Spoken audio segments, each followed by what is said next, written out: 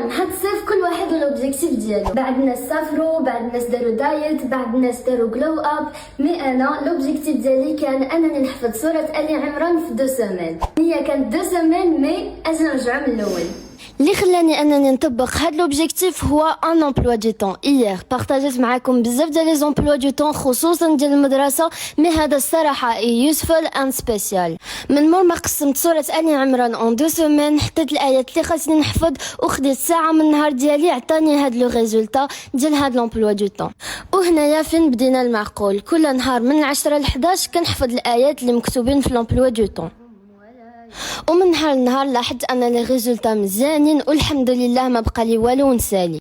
وبيان سور جاو دي زيفينمون اللي خلاوني انني نختم سوره ال عمران في 3 سيمين وماشي 2 سيمين، ولكن ام ستيل براود اوف ذا ريزولتس. ما عاونيش انني غير نسالي سوره ال عمران، من الحمد لله بديت في سوره البقره. نصيحتي من هذا الفيديو هو ان كاع لي جول ديالكم يقدروا انهم يطبقوا، خاصكم غير تنظموا وقتكم.